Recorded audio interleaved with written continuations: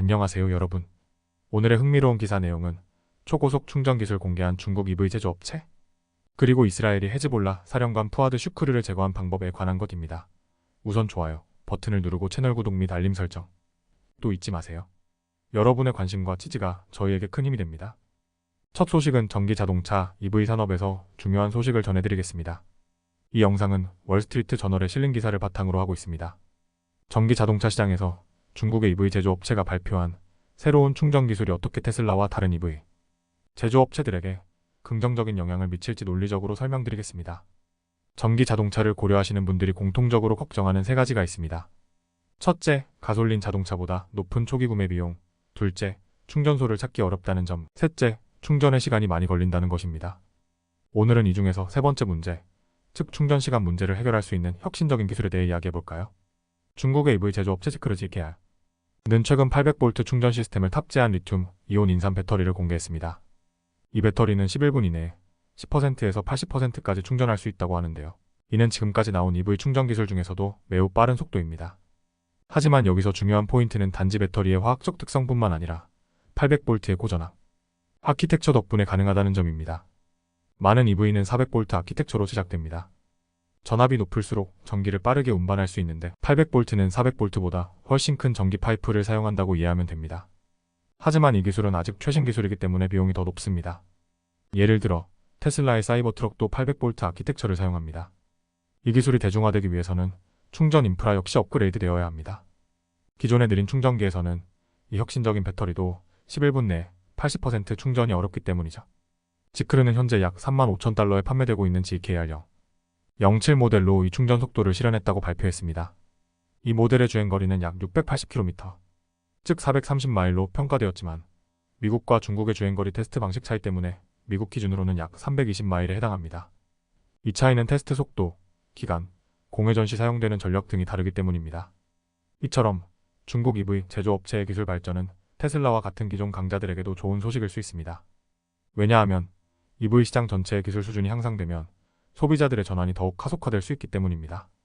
현재 EV 시장은 경쟁이 심화되고 가격이 하락하면서 어려움을 겪고 있지만 이런 기술 혁신이 수요를 증가시킬 수 있기를 기대해볼 수 있습니다. 마지막으로 이번 GKR의 발표가 테슬라를 포함한 다른 EV 제조업체들에게 어떤 영향을 미칠지, 그리고 앞으로 EV 시장이 어떻게 변화할지 지켜봐야 할 것입니다. 두 번째 소식은 중동의 복잡한 상황과 이스라엘이 어떻게 헤즈볼라의 중요한 인물을 제거했는지에 대해 이야기해보겠습니다. 오늘의 주제는 월스트리트 저널에 보도된 기사를 바탕으로 합니다. 푸아드 슈크르, 이름만 들어도 낯선 분들이 많으실 겁니다. 하지만 그는 40년 동안 중동에서 그림자처럼 활동해온 인물입니다. 1983년 베이루트에서 발생한 미 해병대 막사 폭탄 테러 사건 이후 슈크르는 미국의 추적을 피해왔습니다. 하지만 최근 이스라엘은 그를 베이루트의 한 주거용 건물에서 찾아내고 공습을 통해 제거했습니다. 푸아드 슈크르는 헤즈볼라의 창립 멤버이자 이 조직을 세계 최고의 비국가 무장 민병대로 키운 핵심 인물 중 한 명이었습니다. 하지만 그는 매우 은밀하게 움직였으며 대중 앞에 모습을 거의 드러내지 않았습니다. 그가 사망하기 전까지도 그의 존재를 아는 사람은 매우 적었습니다. 그는 레바논에서 이스라엘과의 끊임없는 분쟁을 지휘하며 특히 미사일 무기고를 개발하는 데 중요한 역할을 했습니다.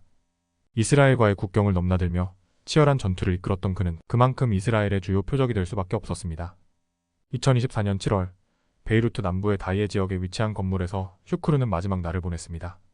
저녁 7시경 그는 의문의 전화를 받고 자신의 아파트로 이동했으며 그 순간 이스라엘의 공습이 시작되었습니다. 이 공격으로 슈크르와 그의 아내, 그리고 다른 2명의 여성과 2아이가 사망했습니다.